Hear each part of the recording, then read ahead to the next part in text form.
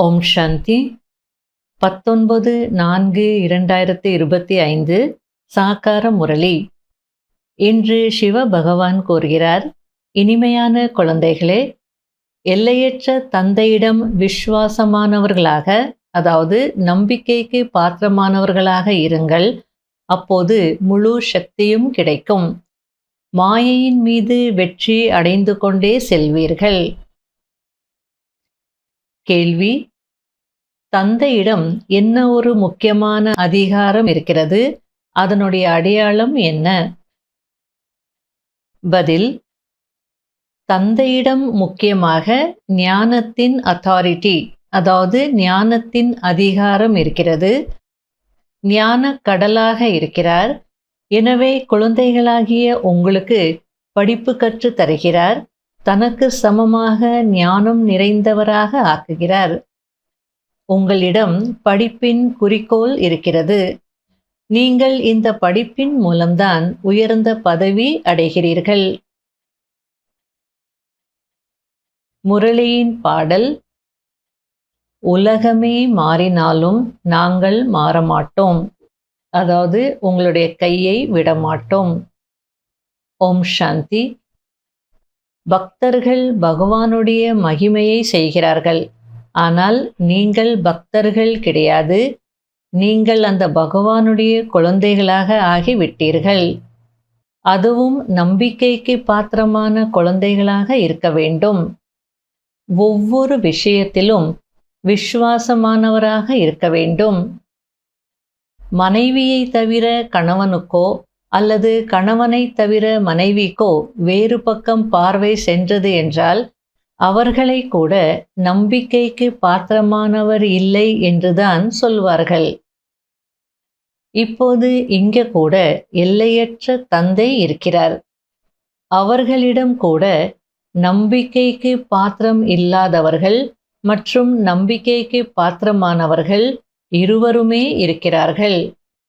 நம்பிக்கைக்கு பாத்திரமானவர்களாக ஆகி பிறகு நம்பிக்கைக்கு பாத்திரம் இல்லாதவர்களாக ஆகிவிடுகிறார்கள். தந்தைதான் உயர்ந்த அத்தாரிட்டி உடையவர், சர்வசக்திவான் அல்லவா? எனவே அவருடைய குழந்தைகளும் அதுபோல் இருக்க வேண்டும். தந்தையிடம் சக்தி இருக்கிறது.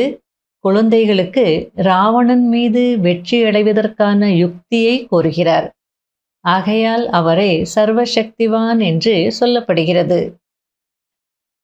நீங்கள் இங்கே படிக்க வேண்டும். பிரார்த்தனை எதுவும் செய்ய வேண்டியதில்லை. உங்களுக்கு படிப்பின் மூலம் ஆஸ்தி கிடைக்கிறது. குறிக்கோள் இருக்கிறதல்லவா? பாபா ஞான கடலாக இருக்கிறார். அவருடைய படிப்பு முற்றிலும் டிஃபரெண்டாக இருக்கிறது, அதாவது வித்தியாசமானது என்பதை குழந்தைகளாகிய நீங்கள் தெரிந்திருக்கிறீர்கள். குழந்தைகளாகிய நீங்கள் சேவைக்கான விதவிதமான யுக்திகளை உருவாக்க வேண்டும். உங்களுடைய அனுபவத்தை சொல்லி அநேகருடைய பாக்கியத்தை உருவாக்க வேண்டும். சேவாதாரி குழந்தைகளாகிய உங்களுடைய மனநிலை மிகவும் பயமற்றதாகவும் ஆடாததாகவும் மற்றும் யோகம் நிறைந்ததாகவும் இருக்க வேண்டும். யோகத்திலிருந்து சேவை செய்தீர்கள் என்றால் வெற்றி கிடைக்கும். ஒருபோதும் ஆவேசம் போன்றவை வரக்கூடாது. யோகயுக்தராகி உறுதியாக இருக்க வேண்டும். உண்மையில் நீங்கள் அனைவரும் வானப்பிரஸ்திகள் ஆவீர்கள். சப்தத்தை கடந்த நிலையில் இருக்கக்கூடியவர்கள். வானப்பிரஸ்திகள் என்றால் சப்தத்தை கடந்த வீடு மற்றும் பாபாவை நினைவு செய்யக்கூடியவர்கள். உங்களுக்கு இதை தவிர வேறு எந்த ஆசையும் இல்லை. எங்களுக்கு நல்ல ஆடை வேண்டும் என்ற இவை அனைத்தும் சீச்சி ஆசைகளாகும். தேக அபிமானம் உடையவர்கள் சேவை செய்ய முடியாது. ஆத்ம அபிமானியாக ஆக வேண்டும். பகவானுடைய குழந்தைகளுக்கு சக்தி வேண்டும். அது யோகத்தினுடைய சக்தியாகும். பாபா அனைத்து குழந்தைகளையும் அறிந்து கொள்ள முடியும் அல்லவா? அதாவது யார் யாருக்குள்ள என்ன சக்தி இருக்கு, தேகாபிமானம் இருக்கா, ஆத்மா அபிமானியாக இருக்காங்களா, சேவை செய்கிறாங்களா, அனுபவம் சொல்கிறாங்களா, இதெல்லாமே பாபா அறிந்து கொள்ள முடியும் தானே அப்படின்றார். அனைவரும் இந்த ஒரு கடைக்கு தான் வர வேண்டும் என்ற போதை குழந்தைகளாகிய உங்களுக்கு இருக்க வேண்டும். ஒரு நாள் இந்த சந்நியாசிகள் போன்ற அனைவரும் வருவார்கள். ஒரு கடைதான் இருக்கிறது என்னும் போது வேறு எங்கே செல்வார்கள்? அனைவருக்கும் நன்மை செய்ய வேண்டும். உங்களுடைய தொழிலே இதுதான். பாபா முதலில் குழந்தைகளுக்கு மேனர்ஸ், அதாவது யாருக்கு எப்படி மரியாதை கொடுக்க வேண்டும் என்று கற்றுக் கொடுக்கிறார். படிக்காதவர்களுக்கு யாருக்கு எப்படி மரியாதை கொடுப்பது என்று தெரிவதில்லை. யார் அதிகம் திறமைசாலிகளாக இருக்கிறார்களோ அவர்கள் மீது அனைவரும் மதிப்பு வைக்க வேண்டும். பெரியவர்கள் மீது மதிப்பு வைப்பதின் மூலம் நீங்களும் கற்றுக்கொள்வீர்கள். பாபாவும் கூட படிக்காதவர்களை தான் உயர்த்தி இருக்கிறார். ஆத்மாக்களாகிய நம்முடைய நிச்சயதார்த்தம் பரமாத்மாவோடு நடந்திருக்கிறது என்பதை குழந்தைகளாகிய நீங்கள் தெரிந்திருக்கிறீர்கள். நாம் சென்று விஷ்ணுபுரிக்கு எஜமானர்களாக ஆகுவோம் என்று நீங்கள் மிகவும் குஷி அடைகிறீர்கள். எந்த குழந்தைகள் காம சிதையில் அமர்ந்து தூய்மையற்றவர்களாக ஆகிவிட்டார்களோ அவர்களை ஞான சிதையில் அமர்த்தி மலர்களாக்கி அனைவரையும் அழைத்து செல்கிறேன் என்று பாபா கூறுகிறார். ராவணன் சீச்சியாக ஆக்குகிறான் மற்றும் சிவ் பாபா மலர்களாக ஆக்குகிறார். அதாவது ராவணன் அழுக்கானவர்களாக ஆக்குறார், சிவபாபா அழகானவர்களாக ஆக்குறார்.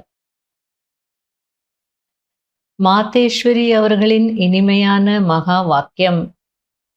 தலைப்பு: அரைக்கல்பம் ஞானம் பிரம்மாவின் பகல் மற்றும் அரைக்கல்பம் பக்தி பிரம்மாவின் இரவு. அரைக்கல்பம் பிரம்மாவின் பகல், அரைக்கல்பம் பிரம்மாவின் இரவு. இப்பொழுது இரவு முடிவடைந்து பகல் வர வேண்டும். பரமாத்மா இருளை முடித்து வெளிச்சத்தின் ஆரம்பம் செய்கிறார். அதாவது நார்வேல 6 மாதம் பகல், 6 மாதம் இரவு. அப்போ அந்த 6 மாதம் இரவு வரும்போது அந்த முதல் நாள் மேயர் ஸ்விட்ச் ஆன் பண்ணி அது வெளிச்சத்தினுடைய விழா அப்படின்னு கொண்டாடுவாங்க. ஏன்னா சுவிட்சு போட்டால் 6 மாதம் அது எரிஞ்சிட்டே இருக்கும். அதுபோல் மம்மா சொல்லிட்டு இருக்கிறாங்க, சிவபாபா வெளிச்சத்தின் ஆரம்பம் செய்கிறார். ஞானத்தின் மூலம் வெளிச்சம் ஏற்படுகிறது, பக்தியினால் இருள் ஏற்படுகிறது. அதாவது பக்தியினால் இருள் அப்படின்னா ஒரு பக்கம் பக்தியும் செய்கிறாங்க, பகவான் மீது நம்பிக்கையும் வச்சிருக்காங்க, இன்னொரு பக்கம் பாவங்களையும் செய்துட்ருக்காங்க. பகவான் எல்லாத்தையும் பார்த்துட்ருக்கிறார், தண்டனை கொடுப்பார், விடமாட்டார் அப்படின்னும் சொல்லுவாங்க. மேலே ஒருத்தர் எல்லாத்தையும் பார்த்துட்ருக்கிறார், விடமாட்டார் அப்படின்னு சொல்லுவாங்க. ஆனால் இங்கே என்ன செய்யணுமோ அதை செய்துட்டே இருக்காங்க. அதனால்தான் இருள் அப்படின்னு சொல்லிட்டு இருக்காங்க. இந்த பாவங்களின் உலகத்திலிருந்து தூரமாக எங்கேயாவது அழைத்து செல்லுங்கள், மனம் நிம்மதி கொள்ளட்டும் என்று பாடுகிறார்கள். இது நிம்மதி இல்லாத உலகம். முக்தியில் நிம்மதி மற்றும் நிம்மதியற்ற நிலை என்று எதுவும் இல்லை. சத்தியுகம் திரேதா என்பது நிம்மதியான உலகம். அந்த சுகதாமத்தை அனைவரும் நினைவு செய்கிறார்கள். ஆக நீங்கள் இப்பொழுது நிம்மதியான உலகத்திற்கு சென்று கொண்டிருக்கிறீர்கள். அங்கு எந்த ஒரு தூய்மையற்ற ஆத்மாவும் செல்ல முடியாது. அவர்கள் கடைசியில் தர்மராஜரிடம் தண்டனை அடைந்து பந்தனத்திலிருந்து விடுபட்டு சுத்தமான சம்ஸ்காரத்தை கொண்டு செல்வார்கள். ஏனென்றால் அங்கு அசுத்த சம்ஸ்காரம் இருப்பதில்லை, பாவமும் நடப்பதில்லை. எப்போது ஆத்மா தன்னுடைய உண்மையான தந்தையை மறந்து விடுகிறதோ அப்போது இந்த கண்ணாமூச்சி விளையாட்டு ஆரம்பமாகிறது.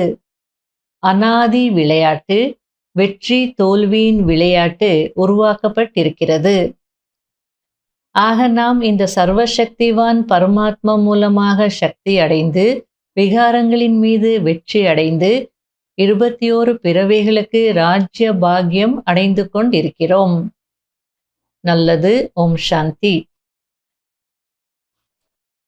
இனிமையிலும் இனிமையான தேடி கண்டெடுக்கப்பட்ட செல்ல குழந்தைகளுக்கு மாத்பிதா பாப் தாதாவின் அன்பு நினைவுகள் மற்றும் குட் மார்னிங்.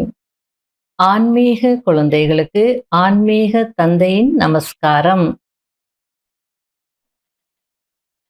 கடைபிடிக்க வேண்டிய முக்கியமான சாராம்சம். முதல் பாயிண்ட், உணவு விஷயங்களின் சீச்சி விருப்பங்களை விட்டுவிட்டு ஆத்ம அபிமானியாகி சேவை செய்ய வேண்டும். நினைவின் மூலம் சக்தி அடைந்து பயமற்ற மற்றும் ஆடாத நிலையை உருவாக்க வேண்டும். இரண்டாவது பாயிண்ட், யார் படிப்பில் கூர்மையாக புத்திசாலிகளாக இருக்கிறார்களோ அவர்கள் மீது மதிப்பு வைக்க வேண்டும். யார் அலைந்து கொண்டிருக்கிறார்களோ அவர்களுக்கு வழி சொல்வதற்கான யுக்திகளை உருவாக்க வேண்டும். அனைவருக்கும் நன்மை செய்ய வேண்டும். வரதானம். தன்னுடைய மகத்துவம் மற்றும் கடமையை அறிந்திருக்கக்கூடிய சதா சுடர்விடும் ஜோதியாக ஆகுங்கள். அதாவது சதா எரிந்து கொண்டிருக்கும் அணையா ஜோதி ஆகுங்கள். குழந்தைகளாகிய நீங்கள் உலகத்தின் ஜோதியாக இருக்கிறீர்கள். உங்களுடைய மாற்றத்தினால் உலகத்தின் மாற்றம் ஏற்பட வேண்டி இருக்கிறது. ஆகையால் கடந்தவற்றிற்கு முற்றுப்புள்ளி வைத்துவிட்டு தன்னுடைய மகத்துவம் மற்றும் கடமையை அறிந்து கொண்டு சதா சுடர்விடும் ஜோதி ஆகுங்கள்.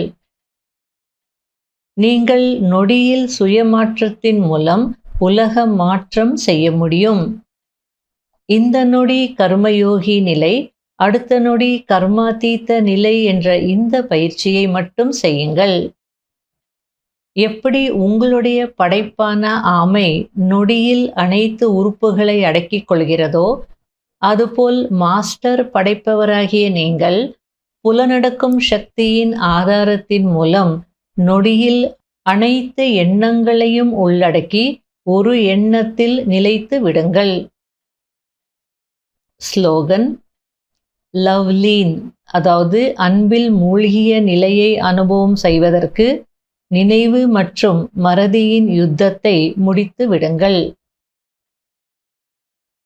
அவ்யக்த சமிகை. ஆத்மாவாகிய என்னை செய்ய வைப்பவர் அந்த பரம ஆத்மா ஆவார். செய்ய வைப்பவரின் ஆதாரத்தில் நான் நிமித்தமாகி செய்பவராக இருக்கிறேன். நான் செய்பவர், அவர் செய்விப்பவர்.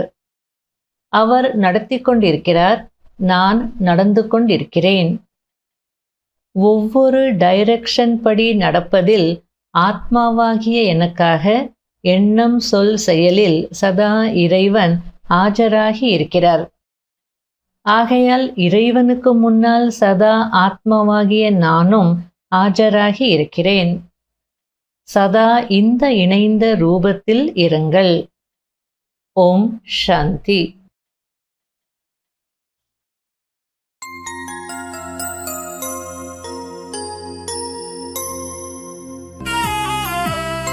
கண் கொண்டு கண்டேன் உன்னை, ஞான கண் கொண்டு கண்டேன் உன்னை. கண் கொண்டு கண்டேன் உன்னை, ஞான கண் கொண்டு கண்டேன் உன்னை. தேனொழுகு இந்தன் முகவரி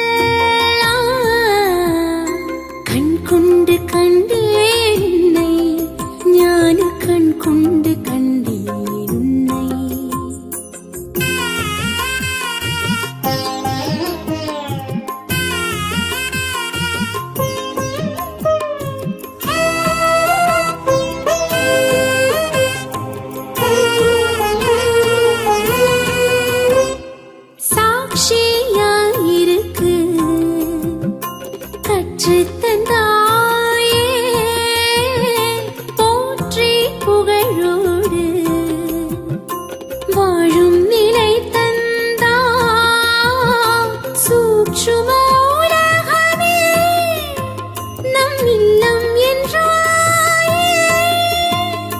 காத்தும் கிடக்கிறாய் எனக்காக நீ, நீ, நீ. காத்தும் கிடக்கிறாய் எனக்காக அங்கே நான் வரும் வரை. கண் கொண்டு கண்டேன் உன்னை, ஞான கண் கொண்டு கண்டேன் உன்னை. கண் கொண்டு கண்டேன் உன்னை, ஞான கண் கொண்டு கண்டேன் உன்னை. தேனொழுக எந்தன் முகவரி சொன்னாய், பாலொழுக அன்பு குழந்தாய் என்றாய். மனதின் பாரம் போக்கும் முந்தன் மொழிகள், உள்ளத்தின் சோகம் நீக்கும் ஞான கீதங்கள். கண் கொண்டு கண்டேன் உன்னை, ஞான கண் கொண்டு கண்டேன்